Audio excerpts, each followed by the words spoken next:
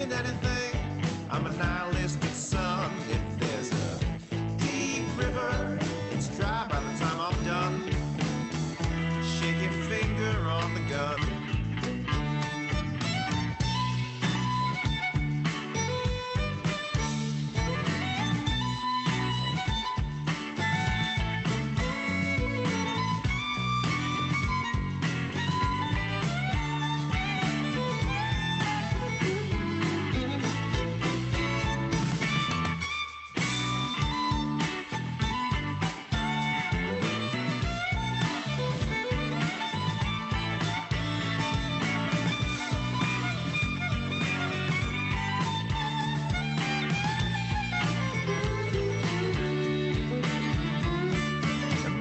Yes, it lingers after the brain forgets.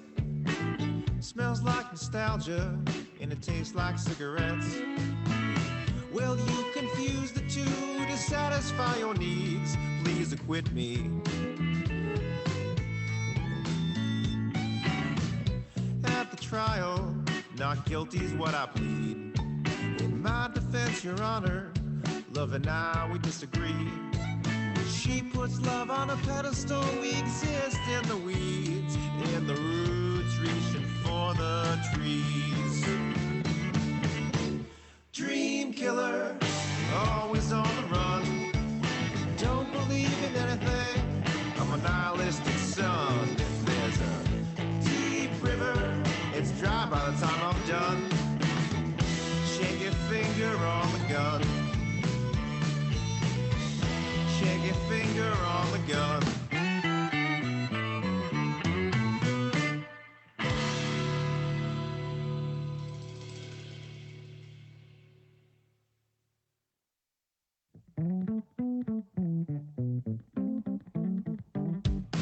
Running from the law, charged with murder in the first. Love floats like a dream, I'm the pin that makes it burst. People, they are asking about my whereabouts. Have you seen them? Well, I'm hiding out in houses to avoid the light of day. Sticking to the darkness, trying to keep the law at bay. But I'm running out of money, out of time, and the will to keep going on. Dream killer. Oh.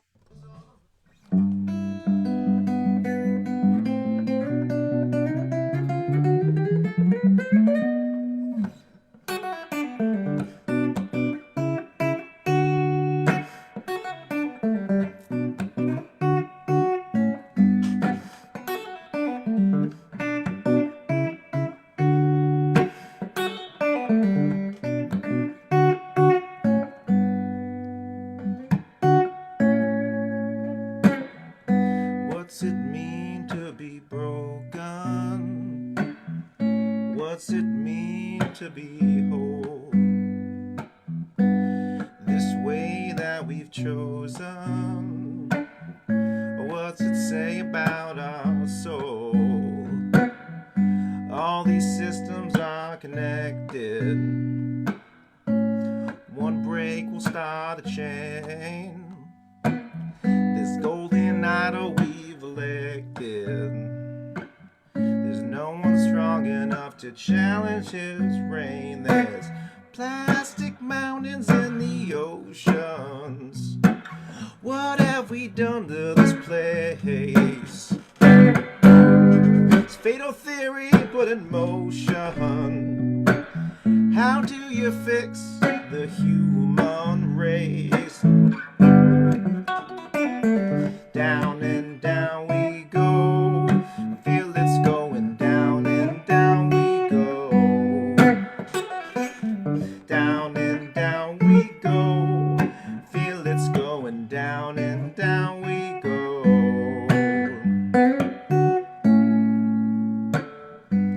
So this is the home of the brave, from sea to dying sea. We hear the madman rave, profit philosophy. You the fortune of a king. Make it cheap and sell it high. You build a bird with a broken wing. Forces everyone to buy and buy in. Big box store, you find the best deal. Tax is nothing of the true cost. It's heating up, they deny it's real. No gain is cover this loss. Down and down we go. Feel it's going down and down we go. Down and down we go. Feel it's going down and down we go. Oil gushes through these pipes, staining black our stars and stripes. The eagles falling from the skies. How long till we realize? Feel it's going, feel it's going, feel it's going. Down and down we go. Feel it's going down and down we go. Down and down we go. Feel it's going down and down we go.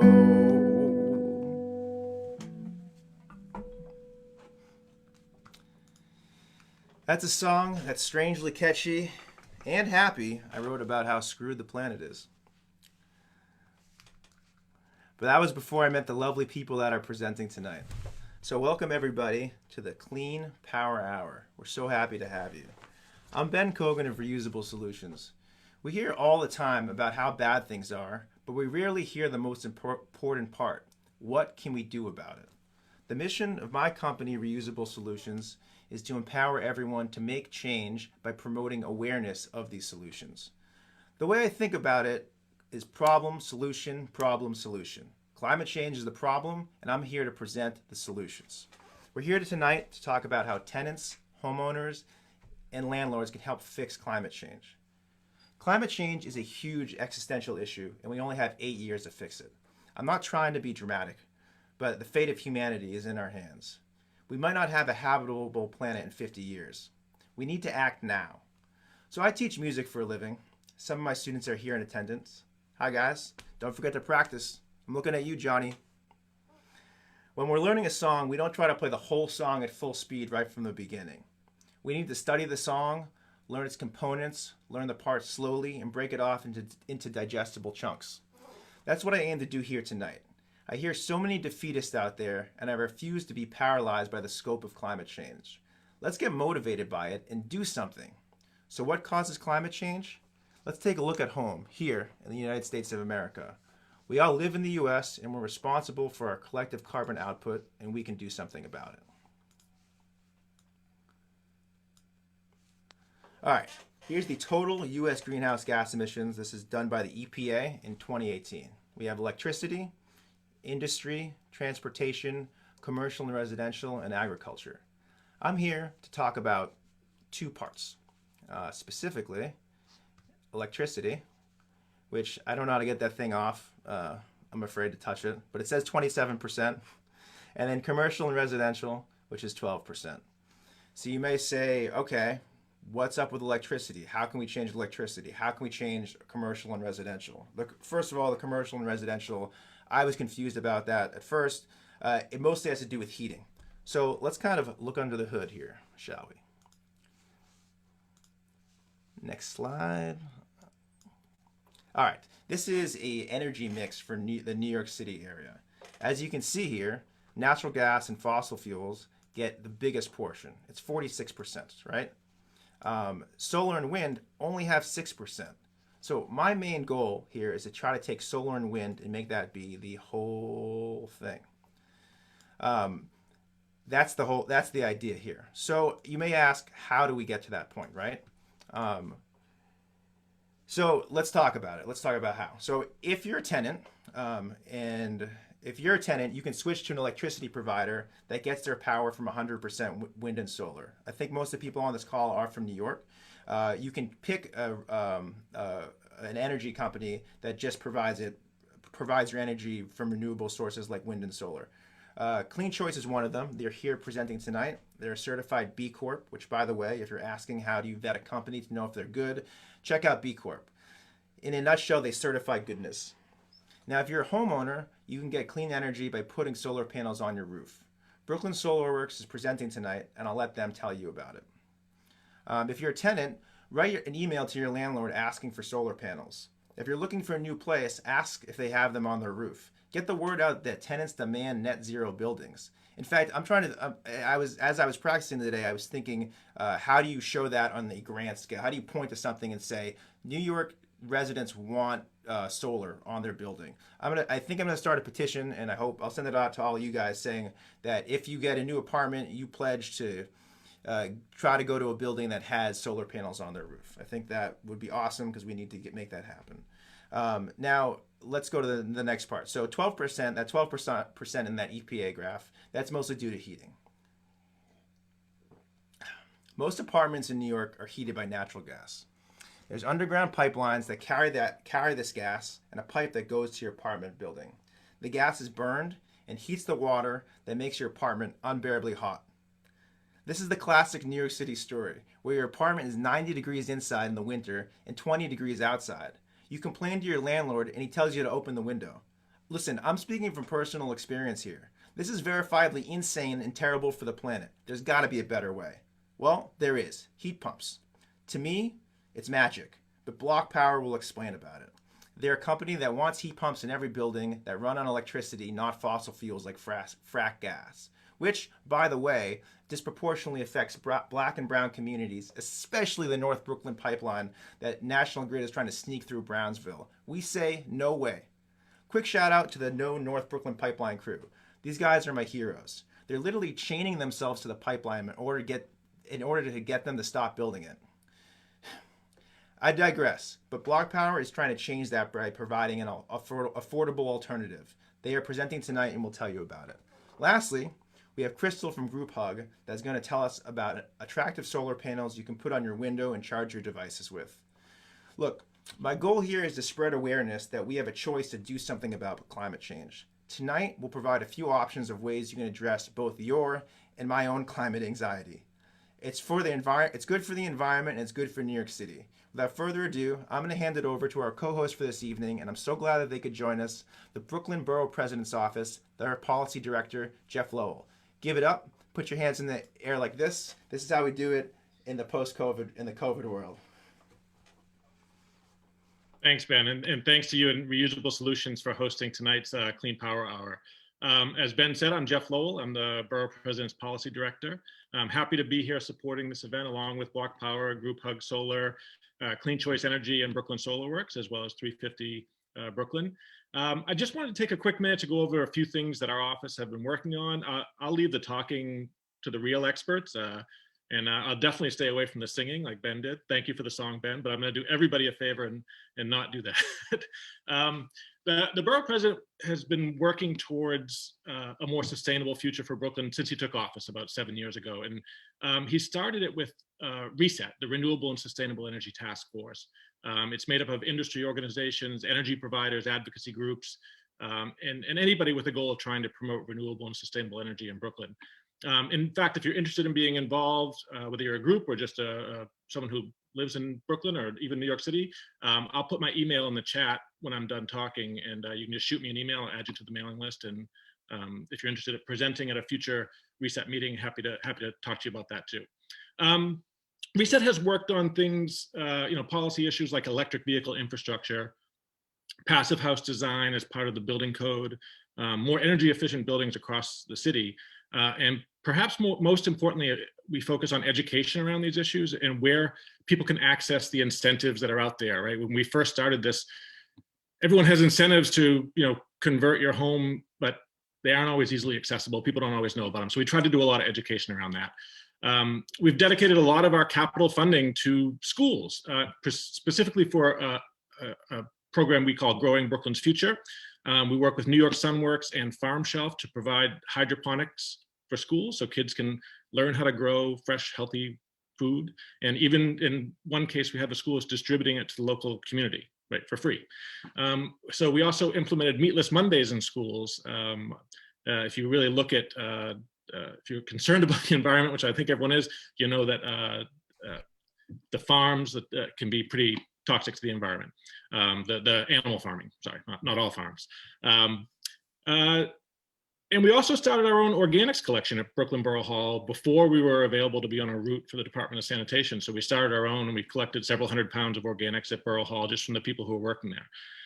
Most recently, and you're going to hear more about this later, we were awarded 2 grants from NYSERDA to promote clean heating and cooling technology, specifically air source heat pumps in Brooklyn, and to provide workforce training around that technology as well. If you look at the charts that Ben showed earlier about greenhouse gases in New York or in the US, if you look at New York City, you're going to find that the old building stock running on fossil fuels is the major culprit in the city.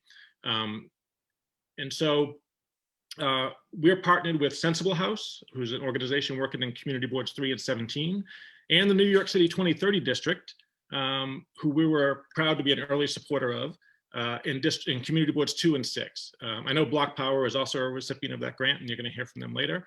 Those are just a few of the projects that we've been working on over the years, and we want to support any organization that is doing this work. Moving away from fossil fuels is not just this nice thing that we should be doing, it's a necessity that we must be doing. So I look forward to hearing more from these other groups tonight and working with all of you together going forward. So thank you so much, Ben. Thanks a lot, Jeff. You know what? That actually reminded me of a question. Can you send this to me and I can distribute this to everyone? Is there, like the EPA graph I had for the US, is there like one of those for New York City or the New York City area? It sort of details by sector. I am sure it exists. I don't know. I'm at my home computer right now. Well, at some point. But I'll send it to you at some point if I can dig it up. If anyone else has it and wants to send it along, please do. But I'll see what I can find out. And I'm going to put my email in the chat if anybody wants to reach out about reset or anything else, really. Cool. All right. Thanks again, Jeff. All right. So now on to the next part of this. So part of this, like fixing climate change, has to do with like individual actions that you can take, and I'm trying to promote collective action with all of you here, and hopefully you'll spread the word. Is policy change, right? So part of these is trying to promote an action that you can do: sign a petition, call Governor Cuomo, or call your city council member. I'm going to put 2 things, calls to action here in the link, and I'll tell you about them, and I'll play a short piece while you guys can do that right now. Okay.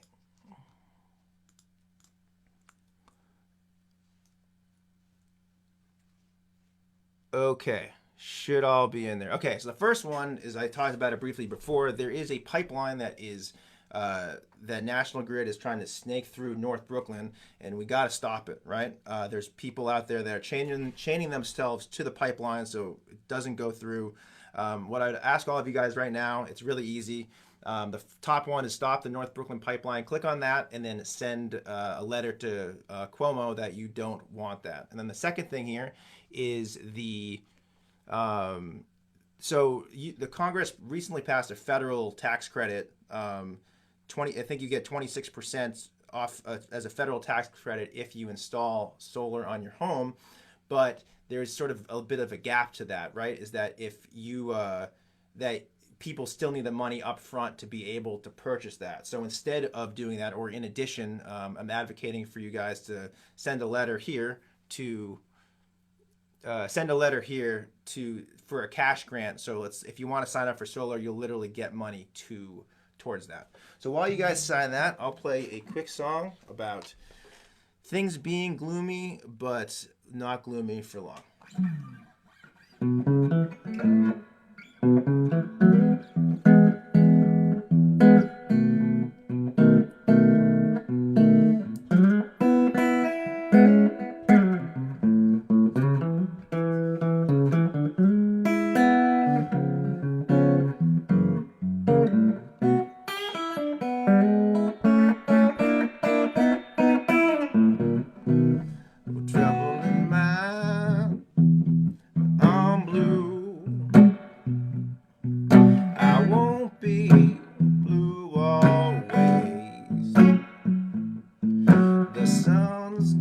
shine my back door someday. I'm gonna lay my head some lonesome pavement ground. Gonna sit here and wait. Morning rush, it comes around. No trouble in mind, I am blue. My poor heart is beating slow. I ain't never seen so much trouble in my life before.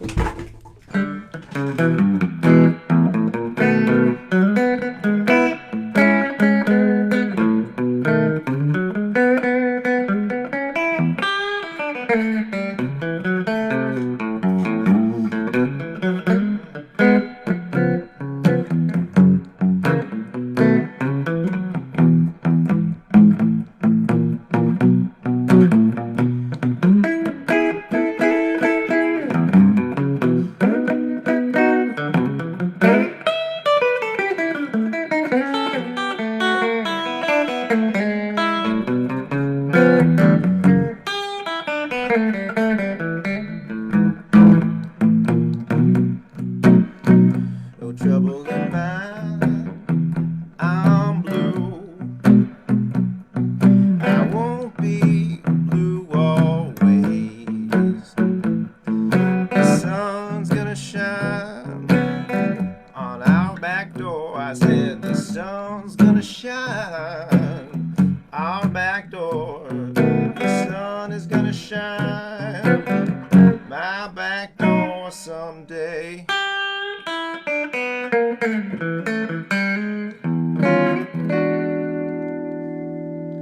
Thank you guys. All right, first up tonight, we have Jennifer Murphy with Clean Choice. When I was in New York, I used them, I switched to them. It was great, and I'm going to let her tell you all about them. So Jennifer Murphy, take it away. Hey everybody, thanks for coming and attending tonight. Super important, and I'm glad that we're all getting together to discuss this. I'll share my screen. Thumbs up if you can see it. Excellent, thank you. So we wanted to talk about renewable energy and clean electricity choice and how it works. A little bit about our company. Our mission is working towards a world free of catastrophic climate change with clean air and renewable energy available for everyone. And as Ben said, whether you own a home, rent, have a rooftop or not, we can all choose renewable energy. It's pretty easy. So how does clean electricity work? We can all choose clean electricity and sit back and enjoy the fact that we're reducing our carbon footprint and environmental impact on our planet, helping us all live healthier, cleaner lives. Very easy. There are 3 parts to your utility bill, just to break it down a little bit. If Con Edison is your utility provider, we have no choice. They deliver the energy. Obviously, taxes, we also don't get to choose how much we pay, but we do have a choice as to supply. And if you haven't made a choice, your utility, Con Edison, will choose for you. And it's mostly electricity that's generated from burning dirty fuels like coal and oil. But we can choose clean electricity. And then those dollars that we spend to purchase supply go towards purchasing wind and solar instead. Nothing changes about how you get your electricity. That all stays the same. It's just where your dollars are going and what you're purchasing. A little bit about how it works. How does electricity work? So it's generated in a power plant from fuel sources such as coal, oil, natural gas, nuclear, or from renewable sources such as wind and solar farms. All of the electricity that's generated is sent through transmission lines that goes to a transformer, and then that goes directly to your utility. From there, from all those wires and poles and transformers. That is the moving electrons then go through this series of wires straight to your home. So from generation sites through a series of transmission lines to transformers at the utility through wires to your home, these things make up the grid. And that's what we were talking about, the grid and what goes into the grid. So that is either polluting sources of electricity or renewable sources. That's basically what goes into the grid. So I just want to talk a little bit about community solar, because this is also an option that we have. Community solar, same thing. You don't have to put solar panels on your roof if you don't own a roof. Super easy. There is a community solar project in Brooklyn, as a matter of fact, on Carroll Avenue. And you can purchase directly from a share of that community solar farm. Basically, just the way it works, you're able to join a solar farm in your area. The farm will produce credits on your behalf. You subscribe to that farm, and then you receive bill credits on your utility bill, Con Edison's bill. So that would be deducted from your supply costs. A little bit complicated, but I'm here to answer any questions you might have. So these are the options for choosing renewable energy. And your energy consumption and environmental impact is very, very important. To date, all of our customers have prevented a total of about 4.3 billion pounds of carbon emissions, and we're still counting. That's the equivalent of taking 2 billion cars, over 2 billion pounds of coal from being burned each year. Over 414,000 cars off the road for 1 year. And it is like preventing almost 2 million acres of forests for an entire year. So together we can make a huge impact just from the choices that we make. So once again, there is no change in your utility. There are no service interruptions. There's nothing to install. There's no change in electric reliability. Con Edison is still in charge of delivering your electricity. They still bill you. They read the meters. There's a power outage, you call them. This is simply where your dollars go to purchase your electricity. Once you make the switch, all the energy you use is replenished to the grid from clean wind and solar sources. And as a consumer, you'll see that line item on your bill. Clean Choice Energy only sources 100% wind and solar, and we source regionally in our area. Not that it's a bad thing to purchase wind from Texas or California, wherever we get it, that's fantastic. But we really feel that it's important to encourage the growth of this industry here where we live, which is why we source regionally. Talking about the supply, just briefly go over this. The supply portion of your bill is calculated by multiplying the supply rate times the number of kilowatt hours you use. That's the amount of electricity you use. And that varies month to month. If you do pay a utility bill, you know that it's a flexible variable rate. The bill goes up, it goes down, and that's because of your usage, and also it is because of what the utility is charging you for supply. That's it for me. I thank you very much. I just did want to go over one thing because I saw in the chat there are other supply companies out there that also supply renewable energy. I encourage everybody to do your homework, look into it. I will tell you this, that in New York, we are the only provider of 100% renewable energy, wind and solar only. Nothing else is in the mix. So that we think is a big deal.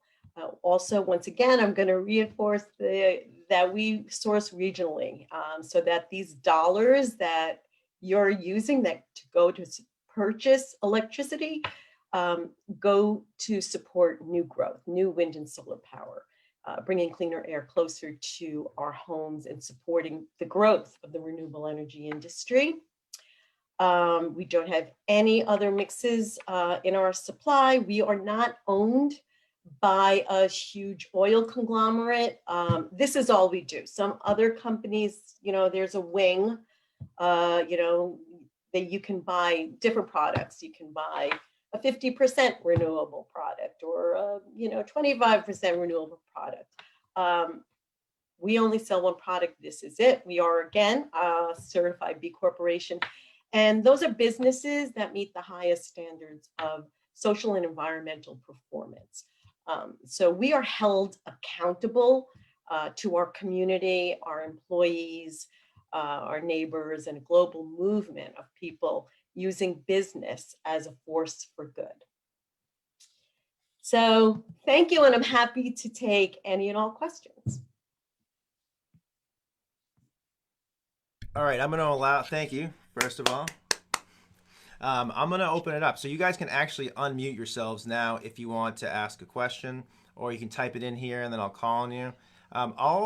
Let's see, my Zoom chat is, okay, so I haven't seen really any questions yet, but I did have a question that I want to ask. So you can't differentiate where your energy is coming from, right? Like it's not like there's a direct line from the solar panel or the wind turbine that goes directly to your house, right? Yeah, there's no extension cord long enough for that. Yeah. So can you maybe explain how that works again? You guys you reimburse it after it's been used. So let's just say I use 1 kilowatt hour for the month of January. How does that factor in? So all electricity that's generated, as shown in those graphs before, go into the grid. There's no way to separate electrons that are generated from burning a lump of coal or from a wind turbine spinning. All electricity that's generated goes into the grid, those wires and transformers that deliver it to our home. So, but it's read by a meter, right? We have a meter on our home, which is how the utility measures how much electricity you use. So if you use 100 kilowatts of electricity a month, you're asking Clean Choice to purchase that 100 kilowatts for you, and we will do it by replenishing wind and solar into the grid instead of those dirty polluting sources. If you think about it, if you think of the grid kind of like a big bathtub, and turn on one faucet and the brown water, the polluting sources of electricity go in, turn on the other faucet and the green energy flows into the grid. More people who choose clean green energy, we start to clean up and green up the grid and the water in the tub.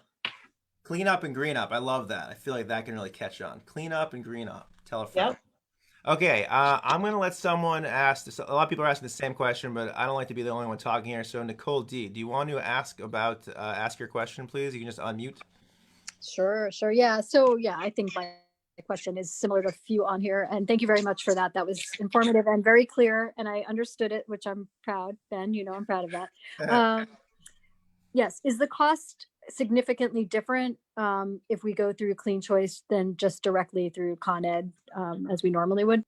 That's a great question. Everybody wants to know that. So basically we have a special offer, which is tied to the rate that Con Edison is charging you, plus $0.015 to 2 pennies more.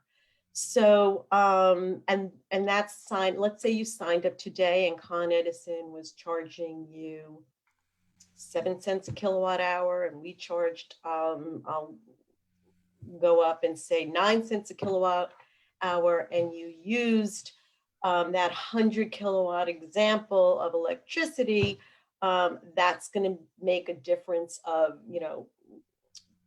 $2 for that 100 kilowatts of electricity.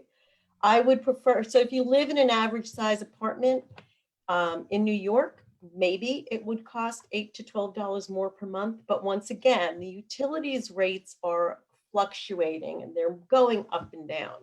In the summertime, you may notice that you pay more for electricity because you're using your air conditioner more, you're using more electricity. When you sign up with Clean Choice, we will lock that rate in for you. So it is guaranteed for a whole year, even though you can cancel it anytime. There's no sign-up fee, there's no monthly service fee, there are no cancellation fees should you decide this isn't right for you right now or later. But we will honor that sign-up rate for a full 12 months so that you will be protected from the variability of the utility charges for supply. I hope that answered your question. I like to say it, yes, if you go into this knowing that, yeah, this could cost me $10 more a month, and some months you don't notice a difference, or anything else, so then that's good. I would like to add to that, because I found, the first time I went to 100% renewable, I thought I was going to be paying more, but that particular month I actually paid less because the Con Ed fluctuates. I actually called Con Ed up to see what the problem was. Did I not sign up for clean energy? So that's one point. The other point is, in terms of your electricity bill, the biggest part is really the distribution, and the supply is actually like, would you say a third? So I would say it's 50-50. If you look at your utility bill, they charge you, Con Edison charges you as much to deliver the electricity as they're charging you to purchase the supply of electricity. Well, for my bill, they charged me just this month $377.93 for the delivery. What? And we have geothermal, so everything's electric.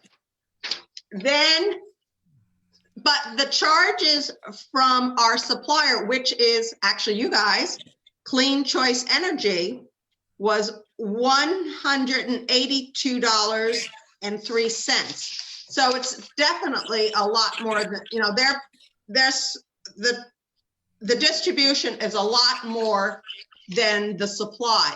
So even if you're paying a little bit more, you're not really paying that much more compared to the entire bill.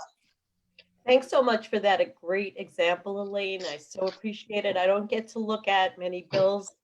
And so giving us that example is really, really helpful. There it is. I also want to point out. Thank you for your support. When you get Clean Choice Energy, for whatever reason, I was told it was a nonprofit, but it might be some other reason, they do not charge you sales tax. If you stay with Con Ed, you get charged the sales tax. There is one tax that is taken off. You might be able to help me, Jeff, on this one, but it is it's a renewable energy credit or tax, because you're not because you're supporting renewable energy. They do remove that tax for you. It's a few dollars. In a case like your bill, Elaine, because you have a larger bill, it might be more than that. It could be up to $8. No, you see, we don't have any sales tax. Whoops. Wow. You see it? Yeah. Can you see it? You can actually see it. Great. Thank you so much, Elaine, for your question. Thank you. Great. We're going to keep moving on here. It's good to see you again, by the way. Okay. We're going to move on here. Next up, we have Crystal with Group Hug. They do very attractive solar panels. They were also featured on Shark Tank, which I feel like really elevates my own events here. So thank you for joining it. And I'm going to, why don't you tell us about what you do? Happy to be here. I feel like I'm sure all of us go to lots of Zoom events, and I was really excited about this one because I'm learning a lot myself. So let me share my screen. Okay. And can everybody see that? I liked how Jennifer, thumbs up if you can see my screen. Awesome. Okay. My name is Crystal. I'm the founder and CEO of Group Hug Solar. And at Group Hug, we make ridiculously good-looking solar panels that are easy to use. I'm going to walk you guys through how I founded the company and what kind of projects we're up to. And the reason why I started this company is because I thought renewable energy really shouldn't be that complicated. We should find a way to make it easier for people. So the first product that we made is called a window solar charger. And I'm actually going to reveal more about how it works later. And I'm going to tell you guys a story of how I actually got there, because I'm fairly new in the energy industry, I think, unlike some of my peers here. And I really came at it from a consumer perspective. So I spent most of my career as a toy designer. I used to design Star Wars toys and musical toys. Actually, I designed an electric guitar, Ben. Maybe I can try to get you one for your next performance. And I actually quit my toy design job because I was really passionate about climate change. And I thought that, there was a big gap missing. So I switched from designing toys to designing solar panels. And I switched because I was frustrated by the lack of options that I was seeing and the lack of excitement that I was seeing around people needing to switch to renewable. But at the same time, I was seeing a lot of these, zero waste solutions pop up. And, I'm sure a lot of people in this room own stainless steel straws. I own many of them. But at the end of the day, I was, drinking my a very typical millennial, like drinking my cappuccino with my straw and being like, wait a second, like there's so many bigger issues to tackle, like energy, because as we all know here, and Ben talked about it in the beginning, but energy production is one of the biggest drivers of climate change. So like, what is my little straw actually doing?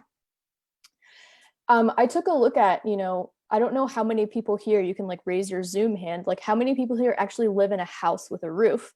I don't, and I haven't for 10 years, and I'm not sure I ever will, honestly. And that felt really unfair, because when you close your eyes and think of solar, you think of rooftop. And, I live in an apartment, billions of people around the world live in apartments. How can we make it more accessible?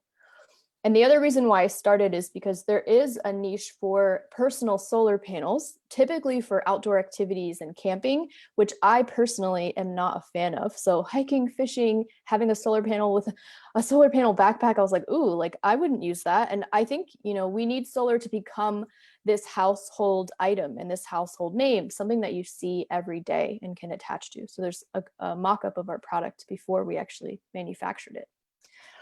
And the turning point I'll say here is, I think for a lot of you on the call, there are so many people who are interested in taking some action, but there's this misconception that you need to have a house to go solar. And I think so many people don't realize that there are options for them.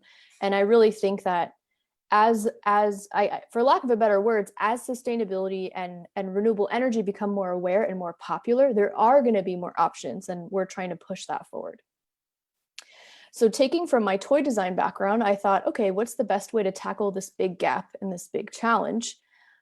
And I think of it as, how can I get people to want to play this game? How can I get them to want to get in on renewable energy and be a part of it and keep going?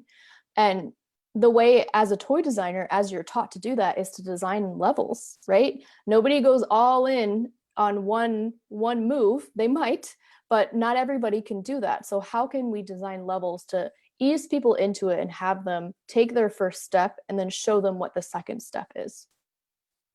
So I like to say group hug is really just your first step in learning about and adopting solar energy. I've shown pictures of rooftop solar before, but I want to contrast this with, when you close your eyes, you think of solar, you probably imagine on a, rooftop solar on a very pretty house like this. But I'm going to show you guys some pictures of our process of how we're creating solar panels in different shapes. And I really believe that the future of energy needs more creativity and not just utility. Like, we can think of solar as part of the house as art. This is a picture of the first commercial solar panel ever made, 1954, Bell Labs in New Jersey.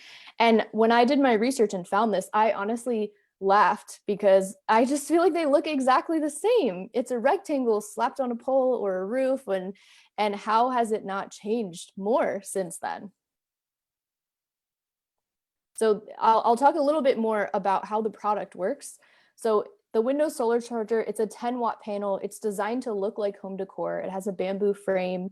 There's a built-in rechargeable battery. So it's like an external power bank, if anyone has those. So it's a solar panel. It charges in any sunny window.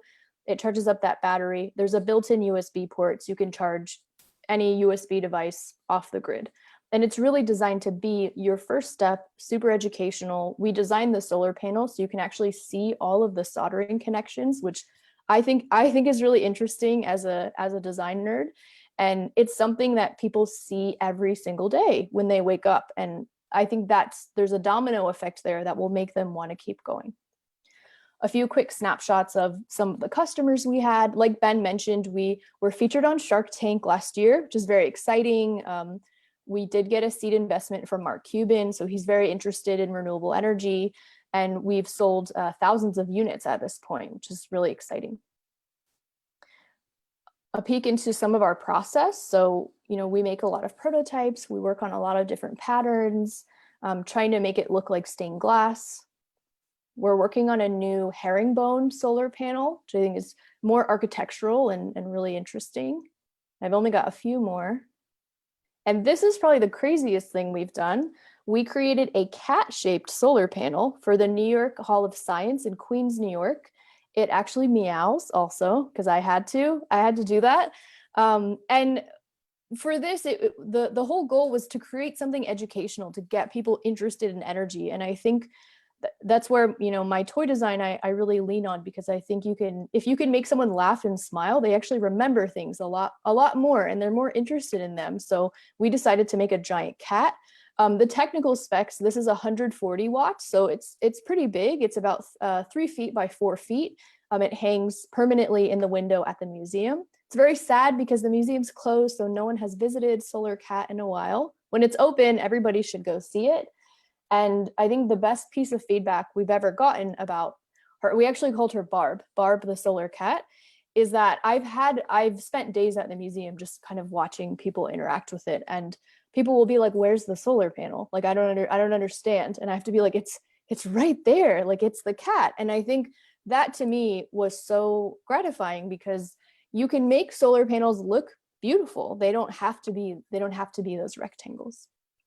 And the thing I'll end on is, at the end of the day, what Group Hug is doing is a pretty small piece of the puzzle. So my goal is to be that catalyst in the beginning for people, to get them excited about it.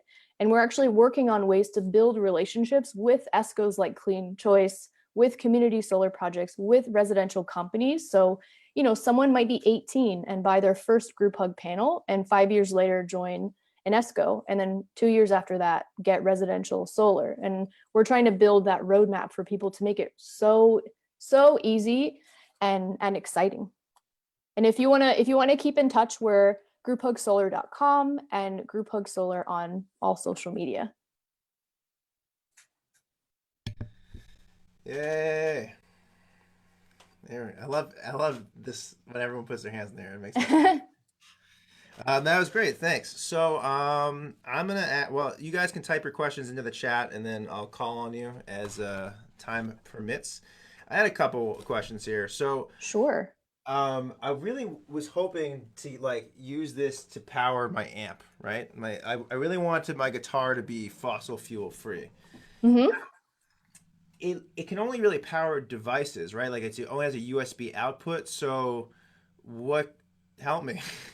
Oh my gosh, I actually know exactly what you should do, because I have lots of solar stuff rigged in my apartment. So I live in Brooklyn. Is it charge a battery and I plug into that, or no? You could actually. What I actually have, I own a bigger 100-watt panel that I actually lean up against my window. It's totally safe though. And what you can do is you can buy what's called this is maybe too detailed. You can buy what's called an MC4 cable. I'll send this to you all, Ben, and you can buy like a bigger external battery with an inverter already built into it. So I'm a huge fan of Goal Zero. They're a solar camping company. So I literally have a 100-watt panel into a big rechargeable battery, and I charge my computer with it, and my lamps, and I plug. How big is this 100-watt? Can you give me a? Oh, it's 2 feet by 4 feet. It's pretty big. 2 by 4. It's like a roof panel in my window, basically. So you it's too heavy to mount, right? You put it on the ground, or? I lean it up against our windows are pretty low, so I lean it up against that. But But I think to your point, there are a lot of cool DIY ways and small ways to try things and do things. Cool. Well, once all that happens, I'll be making a video and telling everybody that this is like happening. Yeah, I will send you an exact setup to what I have. Cool. Awesome. All right, cool. So we got some questions here. The first one looked like Oliver Wright. Everyone looks like they can unmute themselves. So Oliver, please ask your question. You're muted still, so. Maybe But it's I can read his question if you want. yeah, I think it's on maybe on your headphones or something. That's not on the computer. I'm gonna come back to you while you get that figured out. All right, Michael Sear, you want to ask your question? Let's see, Michael. Hey, can you guys hear me? Yes, Yes. I can hear you. Cool. So Crystal, we actually met a couple of years ago. I'm not sure if you remember at the Marketplace of the Future, but this was like very early stages for you. And I remember thinking like, duh, why doesn't everyone do this? But I'm so happy to see, all of You your probably success saw and- some of and my growth very so far. janky prototypes. Yeah, I think you were like still taping little solar diodes onto That things. sounds But that sounds accurate. anyways, Yes. I'm so happy to see, how far you've come so far. I guess kind of to Ben's question, what is like level 2 and level 3, and what kind of devices, I guess, what do you see being charged by Group Hug in the short to medium term? Yeah, I think that's a great question. So we are working on another version that supports more USB-C devices, which has been a wave of change in the last year. A lot like computers and more devices, higher powered devices can do that. I think maybe to answer it in kind of an educational way, what I find so exciting about solar is it's infinitely customizable. So even when I'm sure that Brooklyn Solarworks is going to talk about this, but you can basically build a solar panel to meet any exact spec that you're looking for. So if you needed to charge like Ben's exact amp, you can figure out exactly the wattage, the amperage, and the voltage that you need to match that device. So what we're interested in doing is creating honestly more of a small medium. So right now we have the smaller USB product, potentially doing one that has an AC outlet, probably partnering with like an external battery company though to power that. The bigger herringbone panel is actually 25 watts, which is really, this is maybe too technical. It's really fun to play with solar cells because depending on how you wire them together, you can either, multiply the voltage or the amperage, and you can get pretty high voltages in small areas.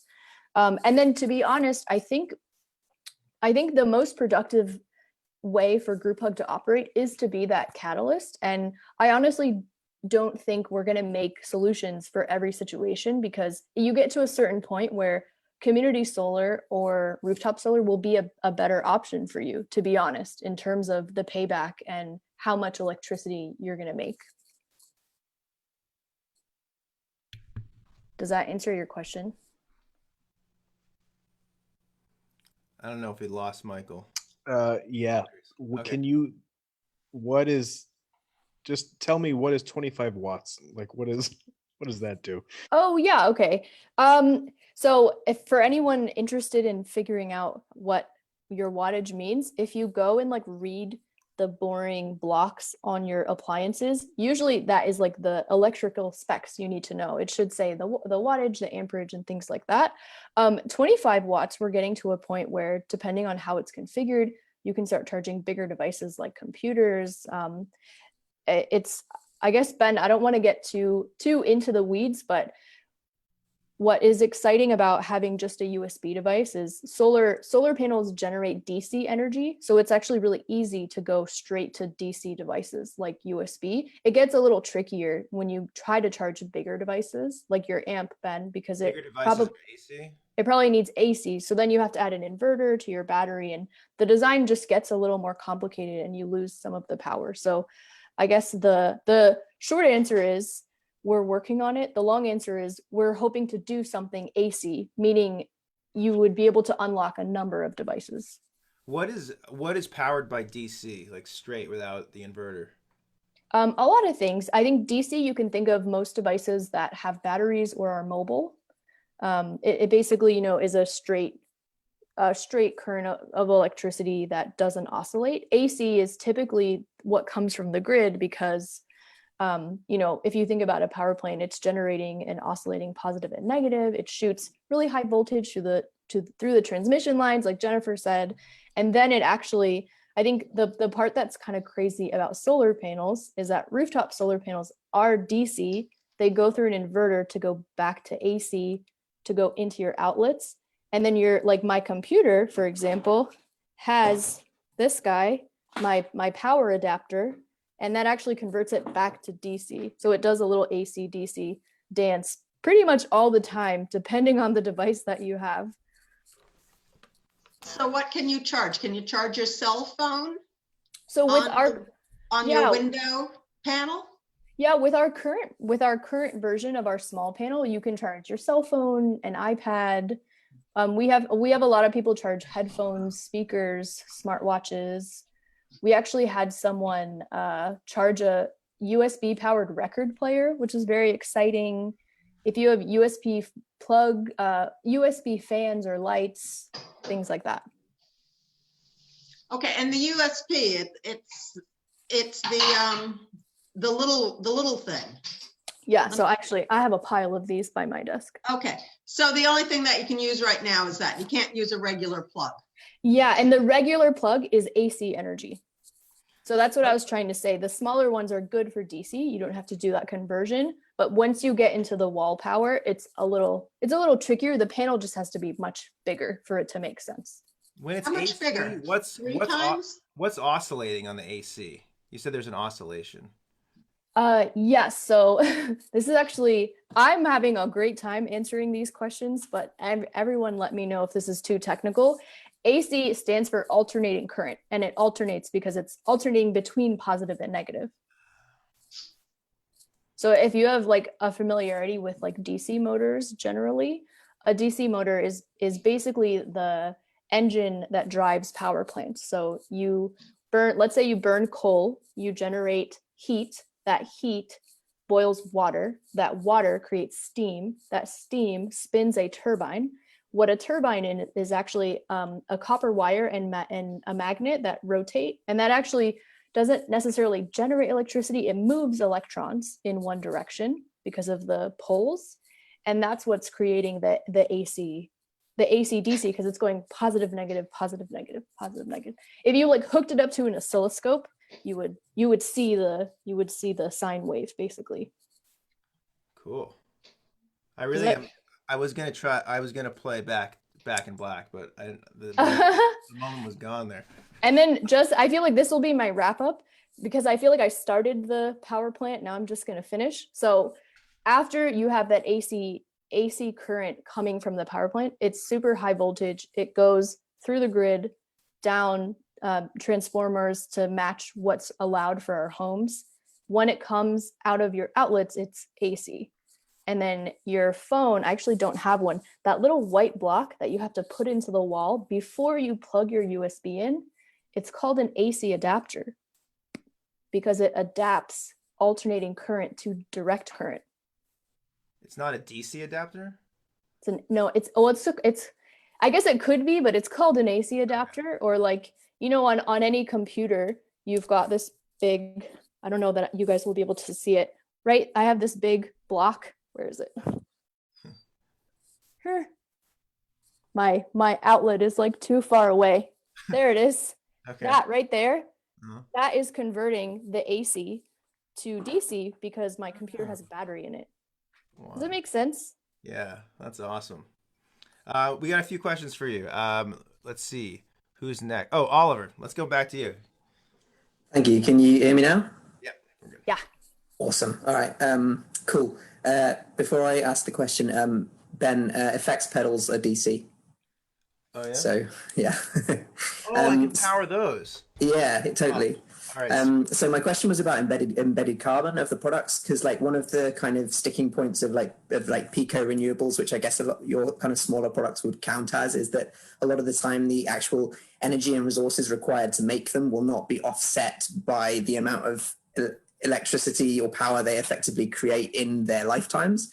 So did you have any data on that for your products in terms of like how long a user would have to leave it in their window and how many sort of charging cycles would need to be done for it to pay itself back, if you like? Yeah, definitely. So I think the short answer is, in terms of the amount of like the product cost and the the amount of electricity you would save, it would take many, many years. And I think you're totally right with smaller solar, and I think I'm actually not as familiar with like Pico wind projects, but any small solar project, that's definitely a challenge. And for the way that we specifically tackle it is that we actually budget a couple dollars in the product cost to buy carbon offsets based on the calculation of how much it cost in shipping and manufacturing that we produced. But I do think, and that's actually where I think Michael's question, we really don't want people to end with our products, because I don't think it is the final solution for them. And that's why we really focus on doing one thing really small and then helping push people to another, to something else. Because I really think it is just a starting point. Cool. It's a really good question, because I do think it's very dangerous, because people might think something so small is like doing a lot of work. And it's like, actually, you need to do bigger things. This is just the beginning. It'll just explain to people how awesome solar is, and then they'll go on and do better things. That's really what we're trying to do. Yeah. So in a way, like Michael's question, like I really don't want to make a lot of solar products, to be honest, because I don't think it's the best solution, but I do think it's a great way to get people into it. Cool. Thank you. Adam Perlis, you are next. Hey, thanks so much, guys. Yeah, I just had a quick question. You had mentioned about hooking up your large solar panel to, basically to a battery. And I had looked into that solution at one point. And the problem was I only found a few tutorials on the internet that basically like required me to like solder a solar panel so that I could hook it up to a battery that would charge things, and then I could use it for other stuff. Do you have any advice or thoughts on that? Has that become easier? I looked that up like 6 months ago. Yeah, I obviously I know more. I know more about the actual creating the panel part, but my setup is zero soldering. So Ben, maybe I'll send you some links to send to people, but I would say the basic parts of a small solar system that you need, you obviously need the solar panel. If you want to charge plugs, you need an inverter. An MPPT controller, I don't know if that's what you came across, gets a little confusing. It basically matches the max sunlight to the optimum charging and like power point, and then your battery. And I think I honestly do not recommend anybody trying to configure or solder their own setup with a battery, because it's potentially very dangerous. So I always go for the plug and play. Obviously, unless you engineered the whole system, then you're probably good. But I bought my system is literally 3 pieces. It's a solar panel, it's a cable, and I found a battery that had the inverter, the safety circuitry, and the MPPT built into it. So you literally just plug them together. Awesome. Thank you so much. Yeah, no problem. But yeah, DIY is super fun, but I think if you're not sure, I wouldn't do it. I wouldn't do it by yourself with a battery, because it can get can get a little dicey. Lithium ion batteries are no joke. Got time for one more. Mary, do you want to ask your question? You were muted. My question was just how much does it weigh? I didn't see that on, the obvious specs. I guess it might be in the facts, but. Sure. Yeah, the actual panel itself weighs about 1 pound. Cool. So it's really light. It actually hangs off of a suction cup that's included in the product, a suction cup hook. Great. One thing I wanted to mention that we talked about backstage is that I like your approach to it from a design standpoint. I've actually talked about solar panels a lot recently, and some people have said to me, I like them, but they're ugly, right? And so you talked a little bit about like maybe designing more attractive ones, right? Like it doesn't have to be the same thing that's been around for 50 years. Like we can make something that we like and looks good. Yeah, absolutely. And I honestly think It's only because people aren't like asking for different designs. And you know, in a typical large utility scale solar company, I would guess that there's not a lot of designers there. It's very, you know, it's a lot about efficiency. I actually remember interviewing a solar engineer when I first started my company, and I was like, you know, why can't solar be in different shapes? Like, why do you guys always make it in rectangles? And it is pure efficiency, right? Like using the least amount of solder and the least amount of tinning to get from point A to point B. And I remember it's pretty difficult to get our product manufactured, because I think a lot of solar companies are just like, I don't want to make something that's not a rectangle. And you know, there's a lot of automation that happens to just take the cell, place it down, solder it, take the cell, place it down, solder. It's very utilitarian. Cool. All right, let's all give it up for Crystal. I love the hands. Gets me every time. Okay, next up we have Block Power. So I heard about these guys on a great podcast called How to Save a Planet. Has anyone listened to this one? Raise your hand if okay, 1, 2, I got like 5 or 6 people. I heard this and I love this show. It really like kind of brought me back into the game. I sort of like, when COVID started, I wasn't really thinking that much about doing anything about climate change. I was more concerned about, am I gonna die like right now, not like in 30 years? And then also I was worried about teaching and like, am I gonna lose all my students? How is that all gonna look?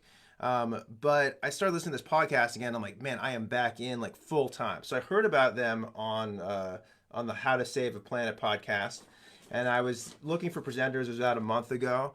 And I was like, you know what? I'm going to just cold call them, just see what happens. You know, it would just be so great to have them on here. They're in New York City. They're doing such great stuff. And they even said on there, like, so what you need now is like a sales team. And he's like, yeah, we need to get, there's like, we could talk about it all we like and like the rhetoric and how nice it is, but people actually have to do it, right? Like we have to make that transition. So anyways, I cold called them and they said yes. So I'm really happy to have them. And so Keith, you are up from Block Power. Take it away. Hey, good evening, everybody. So my name is Keith Kinch. I'm the general manager, co-founder at Block Power. Block Power is a climate tech startup based out of Brooklyn, as Ben mentioned. We've completed over 1,000 projects in the last 7 years. Many of those projects are in New York City. And with every project, our goal is to get buildings off fossil fuels and onto clean energy. And we do that through a process, which is through our software platform. And we do have some slides and 2 or 3 or 4 slides that we're going to pull up. And I'll go through that process as well. Well, first, as mentioned, if you're a building owner, you're always thinking about how to lower your costs. And you're also more than ever thinking about the climate, and how to make your buildings smarter, greener, and healthier. So what Block Power does through our software, we provide engineering analysis, we do project management, we look at the scope of work, we help you with construction management, and we also help you with financing through the whole project. So the first thing you do is, if you're a building owner on this call, if you know someone that's a building owner, whether you're a single family home or you're multi-unit building, or maybe you have a house of worship or a small commercial building, you can go to our website and fill out the building intake form. And in that form, it's a 2-minute survey. We want to learn more about your building and what you're doing and how are you covering your costs and how we get you off fuel meaning oil or natural gas. Once we have that, we send you a very simple 1-page document that lets you know how can you save money in your building through energy conservation measures. Is that through, as mentioned before, solar? Is that through changing your windows? Or more than ever, how do we get you off oil and natural gas, as I stated, and get you on electricity? How to heat and cool your building on electricity. When Jeff Lowe spoke earlier, he talked about the campaign that they're running through the Borough President's office in Brooklyn. That's what we're doing as well. We're continually marketing and financing to building owners to get them off fossil fuels and to use electricity for heating and cooling. So what does that look like? How does that work?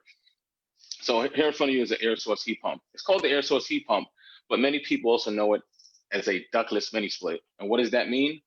It's one system in your home that when it's in the wintertime, heats your home, heats your building, heats your apartment.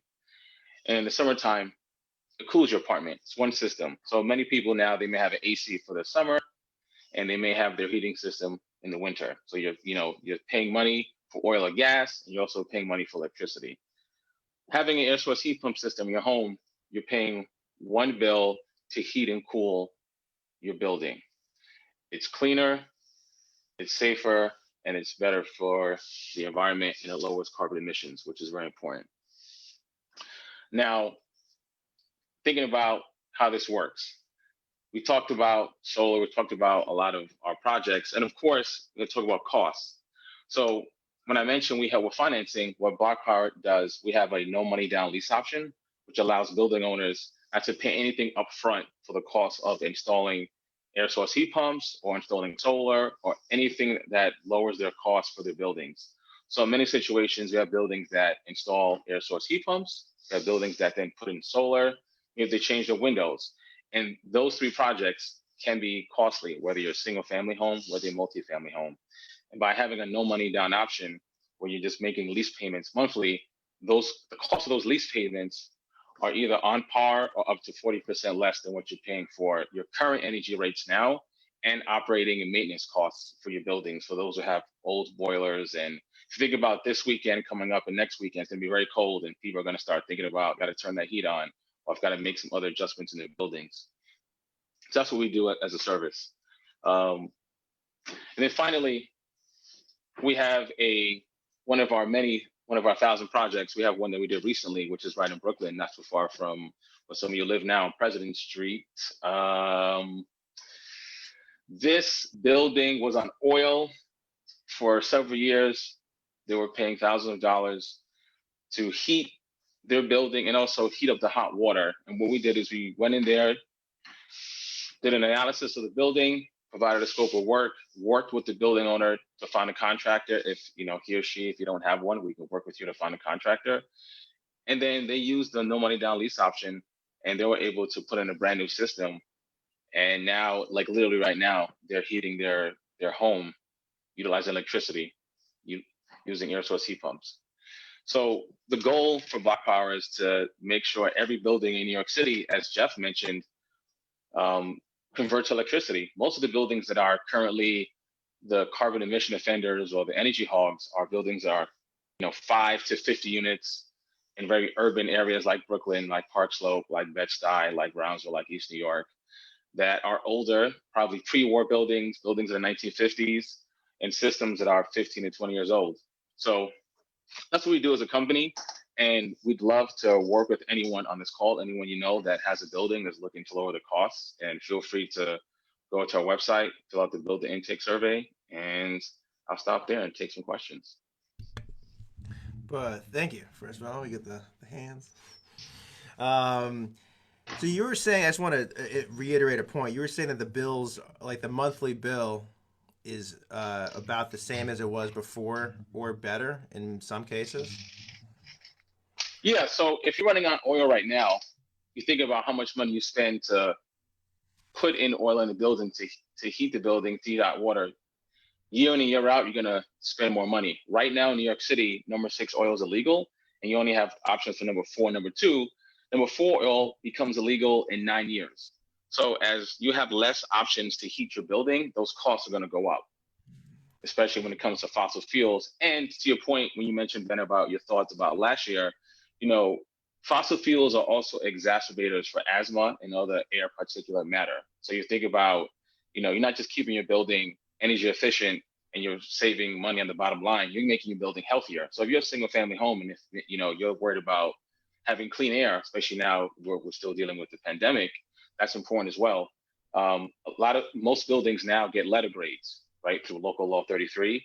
And if you live in a building that the grade's not A, you should think about why is that? Or if your building is a B or C, what do you need to do to make sure your building is up to par? Because at a certain point, you have to pay a fine if your building does not meet code, which is coming up in 2024, but it's going to start a lot sooner in regards to implementation.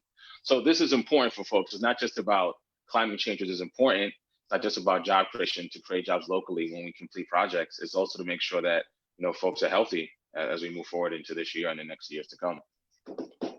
Great, thanks. All right, we're gonna open up to questions from the audience. All right, Lucy Biggers, if you you can go ahead and ask your question. Hi, Lucy. What's up? Thanks for this great All event, right. everyone. It's been so great to hear from everybody. So my question is, well, first of all, the technology sounds really cool and promising, and I just want to know, like, how do we get this at scale where it's happening in a ton of buildings and homes in the near future? Sure. I think there's a couple of things. One is education and learning about the systems. You know, the Northeast tends to be last in regards to new technologies for a variety of reasons. And I also think, just generally speaking, you know, Ben talked about, we were talking before we started. If you think about, you know, there was a time when people thought it was crazy to go from like wood chips to oil to heat their building. And it was crazy to go from oil to gas to heat their building. Now we're all sitting here on this call talking about electricity to heat their building. So part of it is just customer behavior.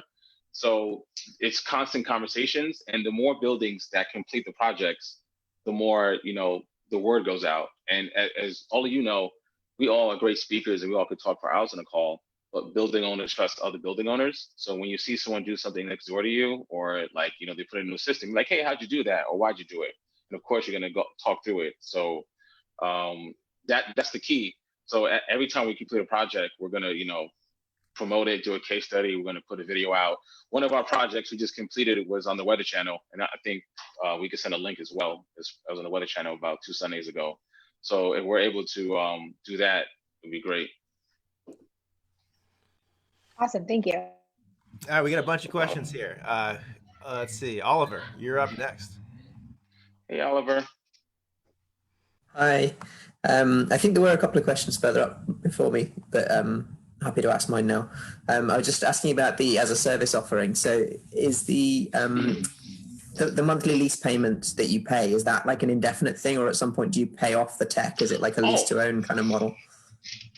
Great question. Yes, the lease can be as short as 1 year, as long as 15 years. It depends on what works for you. And right, there is a lease to buy option, or if you want to swap it out for a new system, that's your choice. So yeah, that's a great question. And what we're finding now is that most people are taking like the longer lease option, the longer years to keep that payment down. Especially now in the time of the pandemic, where, you know, folks are just kind of worried about where they are economically, and we're comfortable with that. Great, thank you. All right, Jennifer Murphy, No problem, you're up man. next. Hi, Jennifer. Hi, sorry, I was on mute. Hi, Keith. Thank you so much. I was just wondering if there are any government assistance programs that help with the cost. Yes, great question. So right now in New York, NYSERDA and Con Edison and National Grid have sets of incentives for installing air source heat pumps. So one thing BlockPower is able to do is, as we're looking as you look for ways to install the system, we're also matching you with incentives as well, right? So it's not just like the cost is, for example, the cost is $1. The cost may be like $1, but with incentives, upfront incentives, not rebate, it's like 50 cents, right? So for a lot of the buildings we're doing, especially in Brooklyn, within the Brooklyn Queens Demand Management Zone, places in the Bronx and Westchester where the incentives are like very robust, you know, more building owners are able to convert faster to these systems. And you know, shout out and very appreciative to NYSERDA and Governor Cuomo's team for continuing to provide incentives even at the time of this pandemic where things are very difficult. The incentives have not changed. They're still very robust. And so folks like Jeff and I can go out there and talk about this work and still feel confident that we can bring incentives to the building owners. All right, Karen, you're up next. You said you had a question. Hi, thank you for all the speakers. Hi, Karen. So amazing. Hi, Keith. I was curious, once you start the process with the building, how long does it take? And is there interruption in the supply while the process takes place? Great question. So this is not a trick answer, but it varies. It varies on the size of the building and the size of the project. So I'll give you 2 examples. We did a single family home. It was just like a 2-bedroom home. And it took like total from the minute they put in their information in the building intake survey to like completion of the project, it took 3 weeks, right? Because the building owner knew what she wanted. She understood the next step. She had her own contractor. She just needed help with financing. So like it was like, you know, like best case scenario. Another project that took 3 months because it was a huge 100 square foot house of worship. So it was a church that also had a school inside it. Then they had a separate rectory. So it was 3 buildings. And to your point, we had to figure out when to do which building when school was in session and when school wasn't in session. So when school wasn't in session, like nights and weekends, that's when the installations took place. And then for the other buildings, it was during the week. So that's like the 2 varying examples, and making sure, and of course, we want to do it as quickly as possible, but we want to do it the right way. So as much as, you know, the customer say, we need this right away, and we definitely want to do that, we want to make sure it's the right system and makes sense and like it does the job, right? So just as 2 examples. So, you know, and we have a sales, I think there's someone on the team that's on call as well, you know, they've had the same experiences where, you know, depending on size of building and size of project, it varies. But yeah, if you know someone that wants to talk, I have no problem talking to them or talking to our team. If I can add one Thank detail you. to that, we also helped a house of worship that had an emergency situation where their boiler went out and they needed a replacement, and that upgrade is very, very expensive. So we helped them with the financing and transitioning to air source heat pumps as well. So it can really help homes and houses of worship that are in need of emergency upgrades, but don't necessarily have the funds available to afford the retrofit costs right up front. So that's it. And that was the project that was on the Weather Channel. I don't know if we have a link to that, but if folks It's in have the time chat. and have, Yes. oh yeah, folks like looking at the Weather Channel. That's one thing to look at. All right, get Thank you time so for much. 2 more here. Jan, you had a question. Yeah. Hi, Jen. Hey, how are you doing, Keith? I'm Jan from 350 Brooklyn, and curious if you could explain to people just briefly, like the difference between geothermal and air source heat pumps. And then I guess I was reading an article, something about there's a lot of projects going on where they're retrofitting buildings and they're putting like an envelope around them. And it sounded like there was a lot of construction. And it sounds like your solution doesn't really involve a lot of, you know, retrofitting a building. It doesn't sound so complicated. So just curious about that. And then last thing, does it cool as well as air conditioner? Does it get Okay, you got 3 questions. I'm going to answer them in the easiest to the hardest. Okay. So the first question, is it cool the same as air conditioner? Yes, it cools better because it's zoned. So if you think about an air conditioner in your window, off the bat, once you turn it on, you lost money because you got cracks around your window and you got it in the wrong way. No one has an air conditioner in right ever in the history of the world, right? So you're always going to lose money right away. When you have all the windows closed and you have the system like in your kitchen or right above your TV in the living room, you're going to be colder faster and you're going to save less money because you don't need to have the AC on high for like 39 minutes to get the breeze, or you're not sitting in front of the AC like we all do and lift our shirt up to stay cool, right? So that's one. Same thing for heating. You know, it's going to heat your home or your apartment faster because all the windows are closed. It's a cleaner system and it's zoned. So you can have 75 in your bedroom, 69 in the living room. Grandma wants it at 82. My mother lives with me. I have 83, right? Those are things how it works. In regards to retrofitting, you know, when I say we do clean energy upgrades, that is another term for retrofitting buildings. The amount of construction depends on the project, right? So the project I mentioned that was on the Weather Channel, that was like a large construction project. So we're working on 3 buildings and we had to navigate, you know, 100-year-old oil systems and put in, you know, ductless mini splits across three buildings. And that was a lot of construction. For a single family home or for like a 7-unit multi-unit building, it's a lot less. So we've done those, and we've done them in partnership with solar, right? So a lot of times people may say, well, I'm afraid that if I don't have a heat or oil bill or a gas bill anymore, but I'm using electricity for heating and cooling, What does that mean? Well, like, well, you can put solar on your building and you can drop your bill down to, I guess, 25 cents per kilowatt, whatever solar is now, and still save money as well, right? So, and that's the thing that I know Roof Hug does, and I know Brooklyn Solar TR is next. So that's very helpful as well. And one of our projects we did with Brooklyn Solar was featured on some news as well. So they're a great partner as well. Your last question on geothermal, the difference is that geothermal is on the ground, right? You're sourcing heating and cooling on the ground.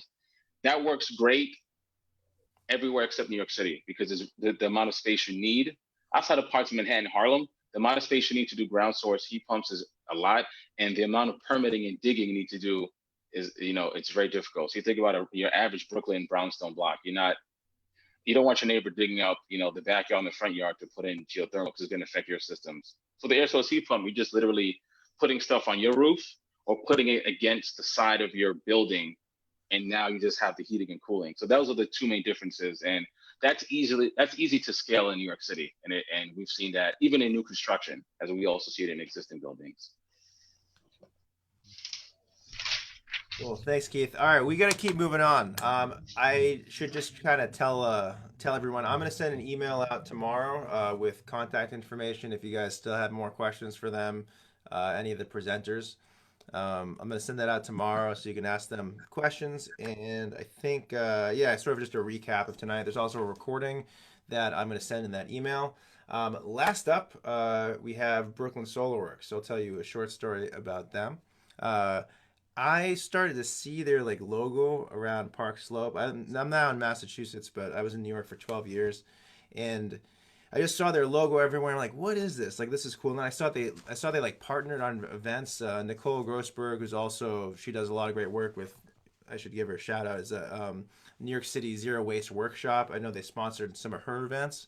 And they did a music series. I have a student named Bill Leonard, and they had a music series at his house, and Brooklyn Solarworks was sponsoring it. He had a solar panel canopy on his roof, and we got to it was like a nice mix, I like music, I like sustainability.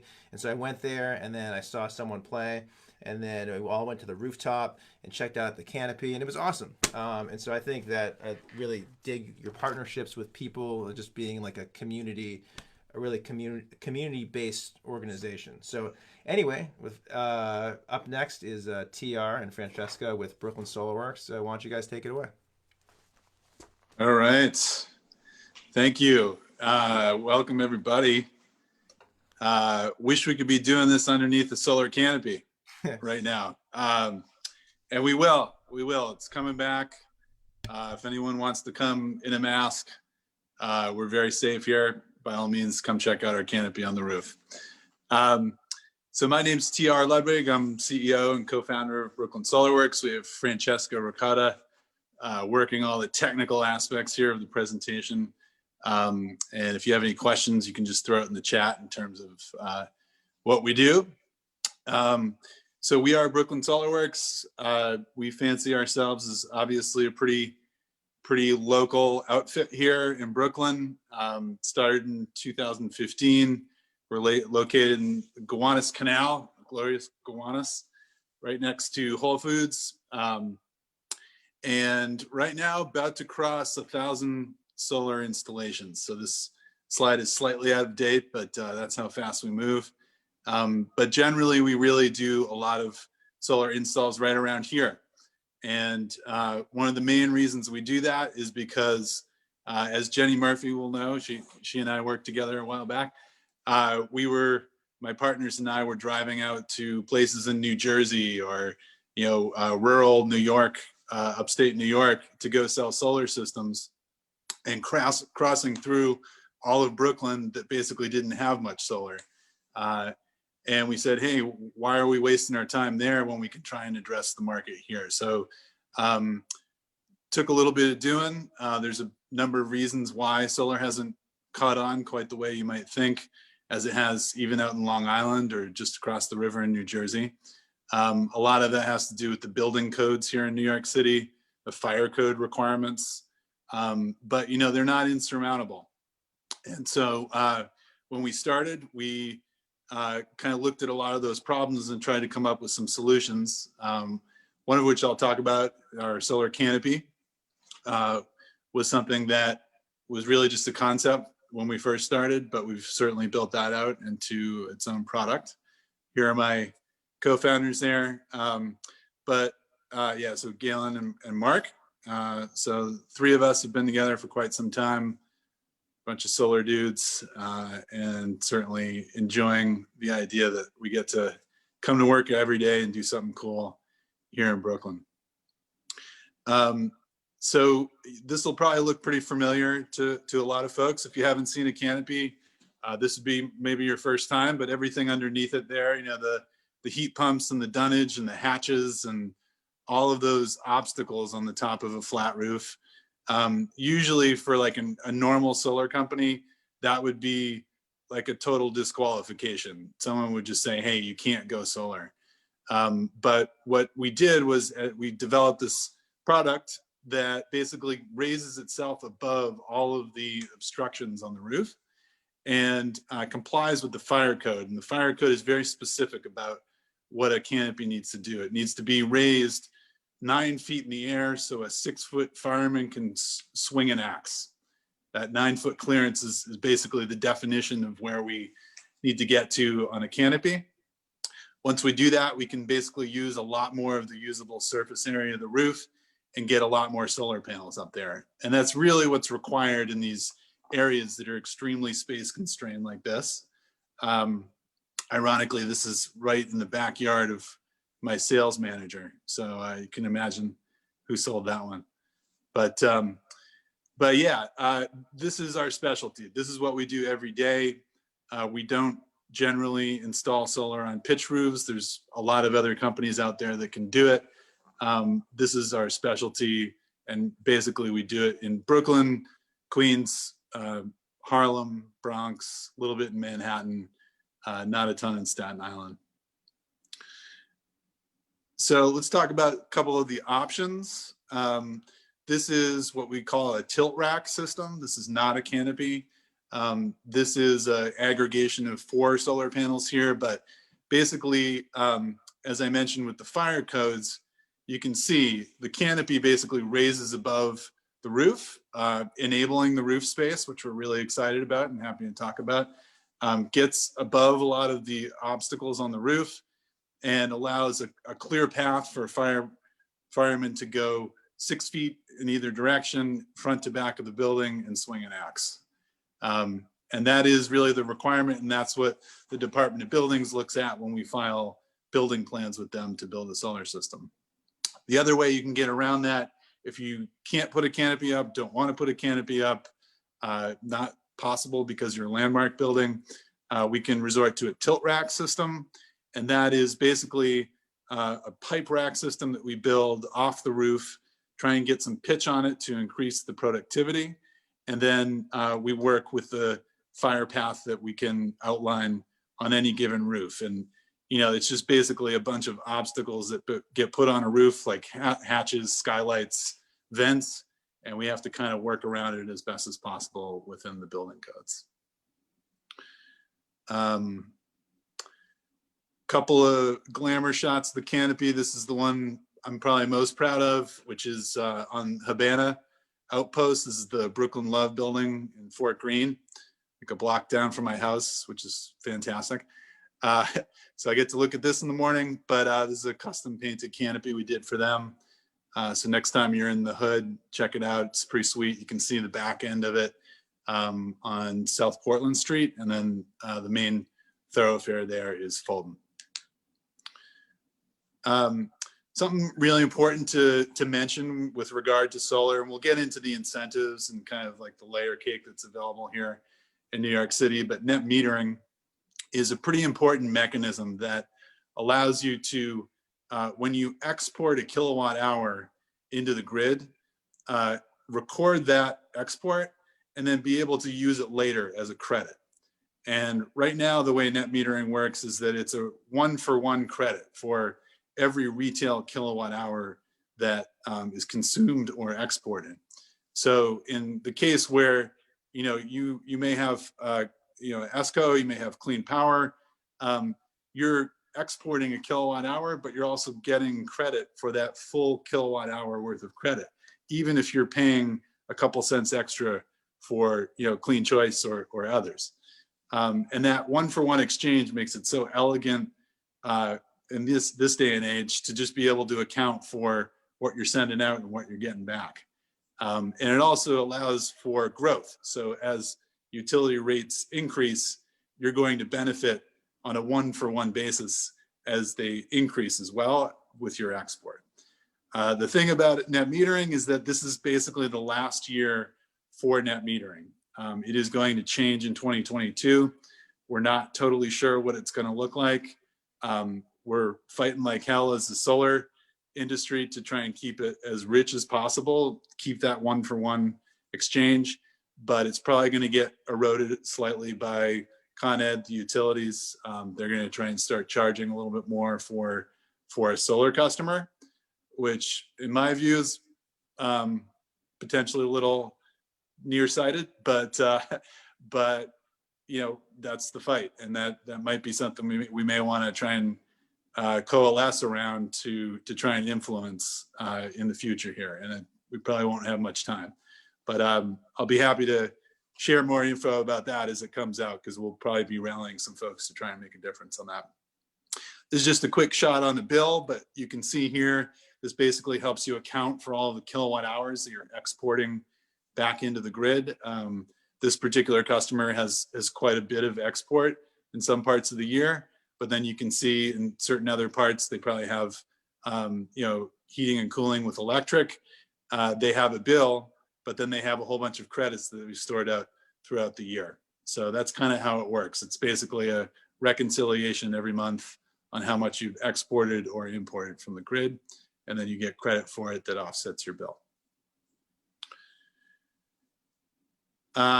Here's a quick glamour shot on the living space portion, which we here take pretty seriously and enjoy. It's also something that's been pretty cool about the canopy, which is that it's won a number of design awards with Interior Design Magazine and others. It's gotten a lot of high praise, and that's really cool because the company that helped us design it is a Brooklyn-based company called Situ. And the concept behind the canopy, not only for solar, was to activate a roof space and make it usable.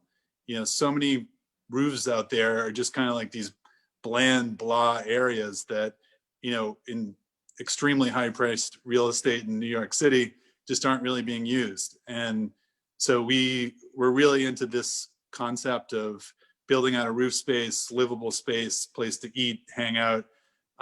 You can see our example here in our headquarters, but this is a showroom we have on 9th Street in Brooklyn.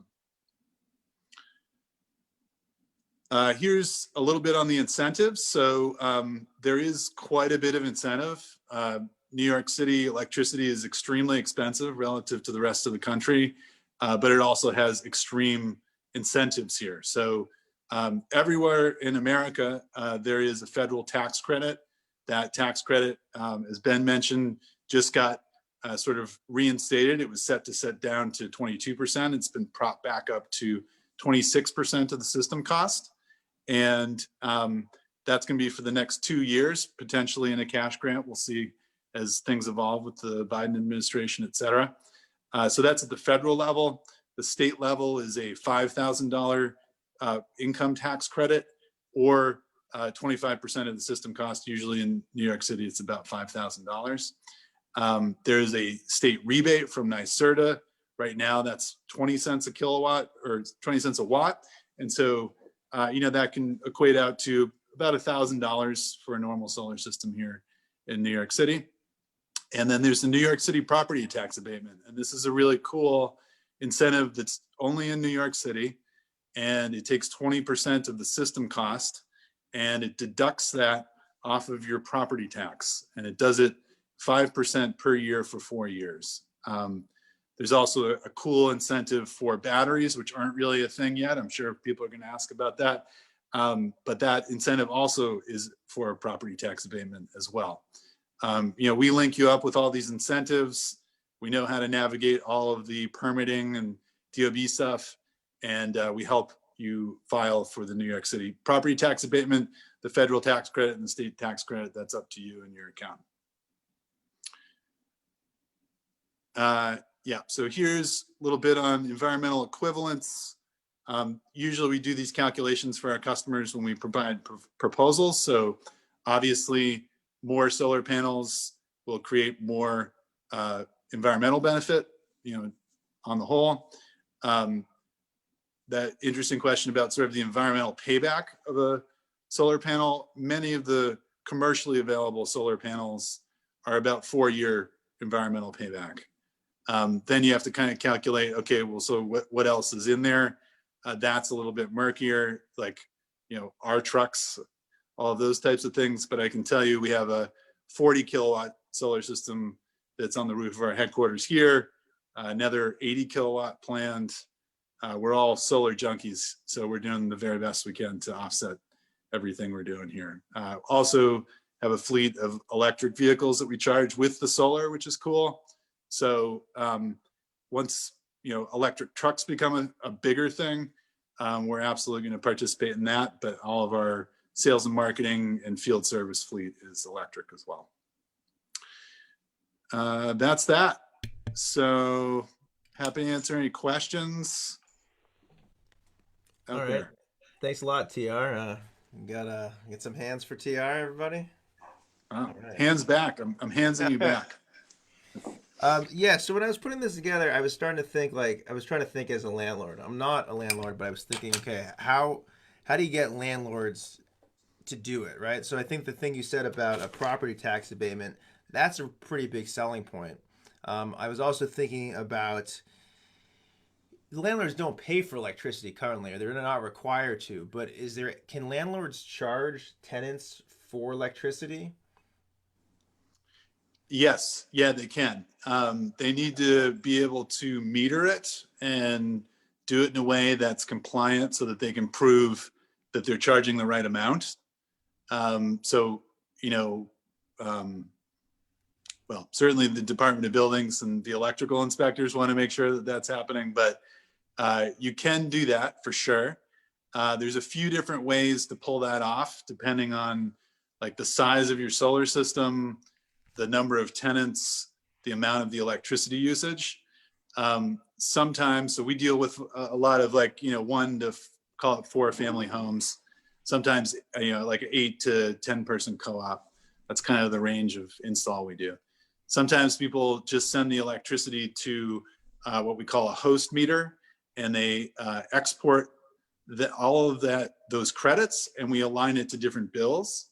That's kind of a newer way to do it. That's called community solar in sort of a micro sense.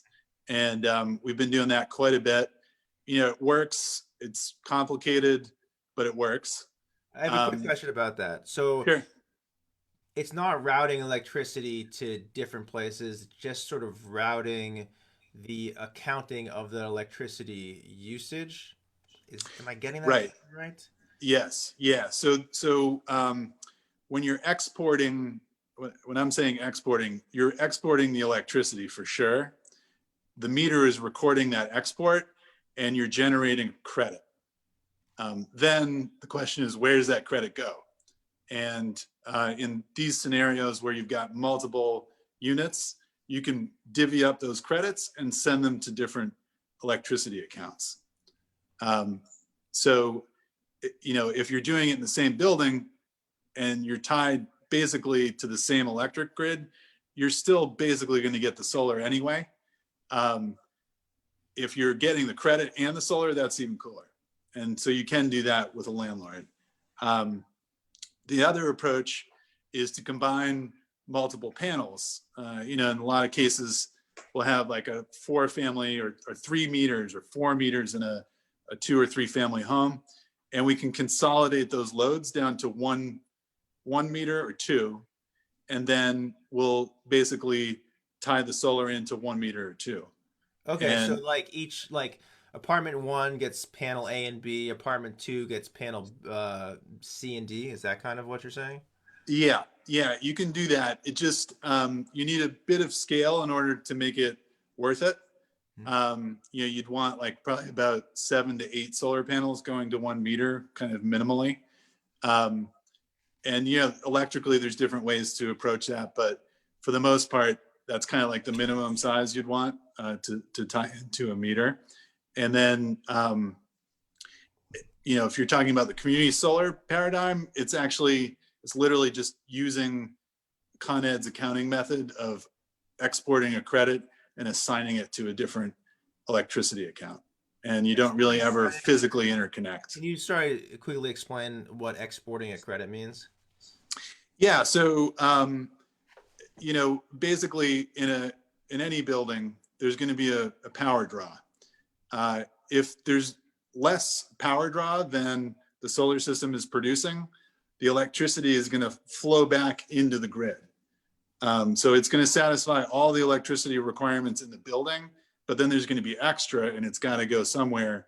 And so it will flow back into the grid. And as it does, it passes through what we call a smart meter now in Brooklyn, thank goodness. A lot of people have them. If you don't, you're going to get one pretty soon. And that will record the kilowatt hour that gets passed into the grid, and you get credit, and that is the export. And so on a larger system, you'd export a lot of credits, and then you can chop up that amount of credits across multiple different utility accounts. Cool. Yeah. All right, we're going to open it up to other people's questions. I saw Michael Sear, you had a question.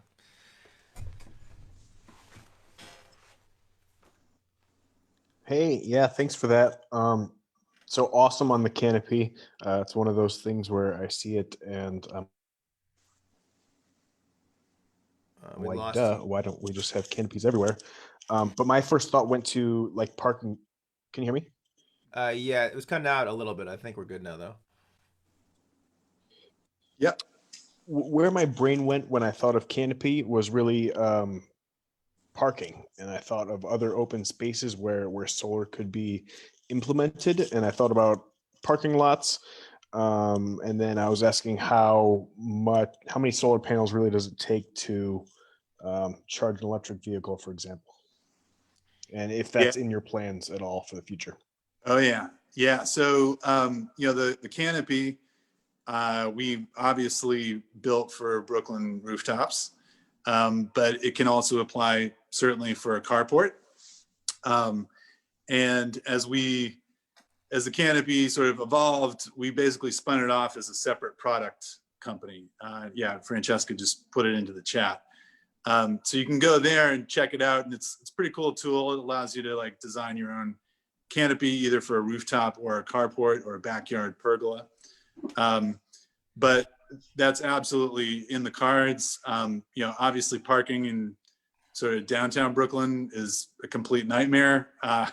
So not great targets for solar parking here, but other outskirts areas, parking gets a little weird in New York City with curb cuts, et cetera. So we're kind of working through some of that stuff in New York City, but certainly outside of New York City, it can definitely be a thing. And in terms of like how many solar panels you need to charge a EV, it depends on where you are. But like, I have an EV. My EV uses about like 5,000 kilowatt hours a year, which is not a ton, but it's some. And I'm driving a fair amount. So it really becomes a function of like, if you're in net metering, you're going to produce this electricity. Maybe it goes into your car, maybe it goes into the grid. But if it does, you're getting credit for it. And let's say you're charging your EV at night, obviously the sun isn't shining, your solar system isn't working, but you can use those credits to help charge your EV. But we're super psyched about EVs and, carports. So this is our first version of the canopy, basically, and we're excited. We might start selling solar cats, but that's fascinating. No, but I mean, that we're in a similar spot. Like we're kind of building it out, and hopefully we'll come up with some other cool stuff that has solar out there. Yeah, if you guys ever want to make weird shaped canopies, Yeah, we could make it happen. we can. I'm sure we can make it happen. And I guess that is like one thing, you know, about solar that's really cool. And, you know, all these businesses, but like, you got to make it happen. You know, like that was one of the things that I really enjoy about solar is like, you're making it happen. You're doing something that one day wasn't there, the next day is, and you know, it has like a very meaningful impact, you know.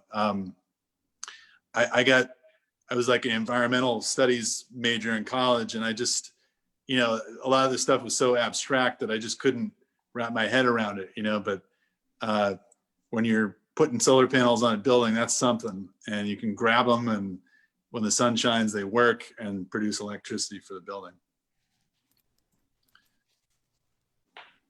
I'm loving all these ideas, guys.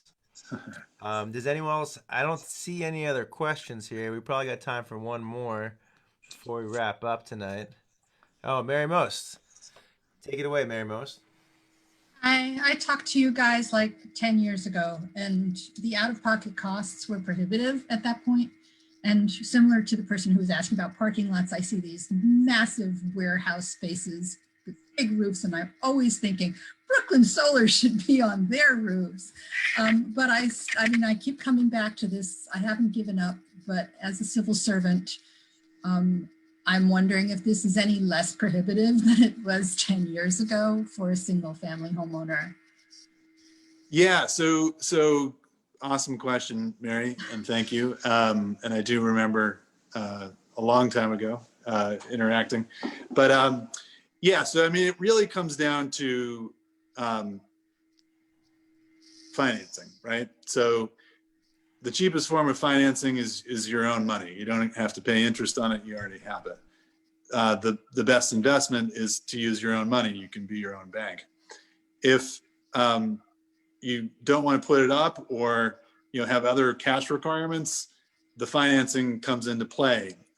Generally, we have loan products that allow you to finance the entire cost of the solar system. So basically no out-of-pocket cost, and do it in a way where you will make loan payments that are hopefully lower than what you would normally pay Con Ed for the same amount of electricity. That is happening all the time with us. There are a number of tax credits, like in that pie chart that I showed, that you need to get those financed. There's a loan that we have that's called a bridge loan. It allows you to literally pay for all that up front, allows us to get paid. And then when you claim your tax credits, you use that loan, you pay back that loan with a refund you get from your tax credits. Then there's a term loan right now, an awesome term loan that is a 15-year, 3.5% fixed interest rate with the New York State that's backed by NYSERDA, and allows you to finance up to $25,000.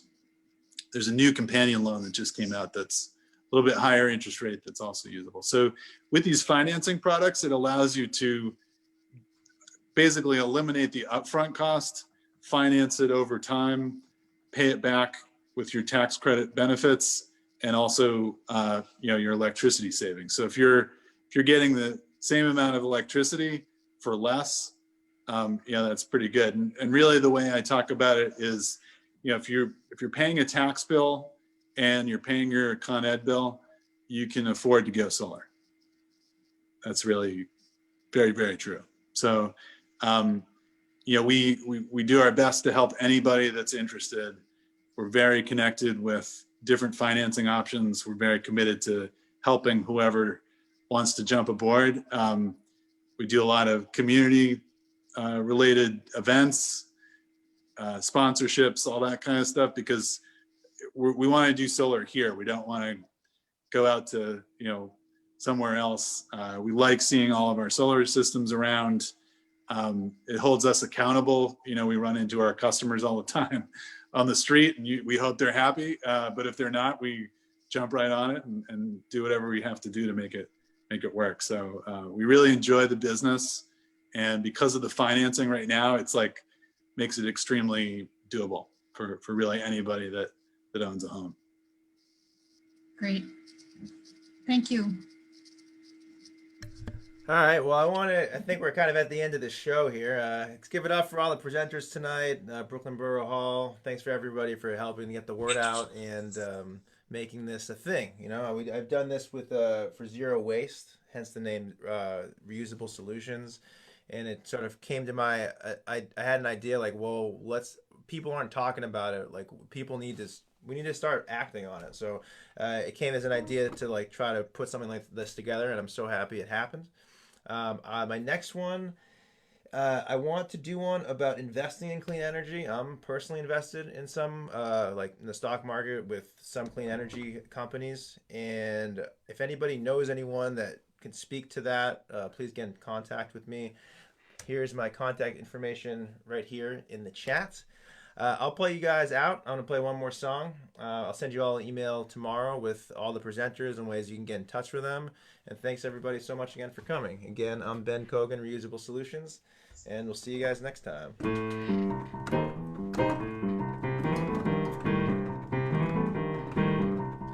Goodbye, Joe. We gotta go. Me, oh my, you. We gotta put you down the bayou. I might need balls, feeling bone. Me, oh my, you. Son of a gun, we're gonna have big fun on the bayou. Jambalaya and a crawfish pie and a be like gumbo. Yes, tonight I'm gonna see my Michelle amigo. Big guitar and a big fruit jar, and I'm gonna be gay, yo. Son of a gun, we're gonna have big fun on the bayou.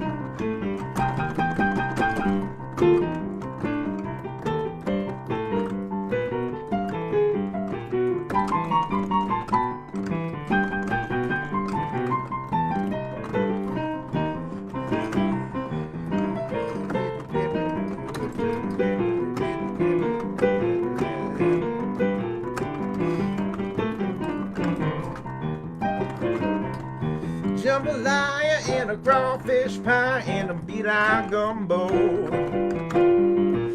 Tonight I'm gonna see my Michelle's amigo. Big guitar and a big fruit jar, and I'm gonna be gay, yo. Son of a gun, we're gonna have big fun on the bayou. Thank you very much, everybody. Have a great night, and see you next time around. Take care.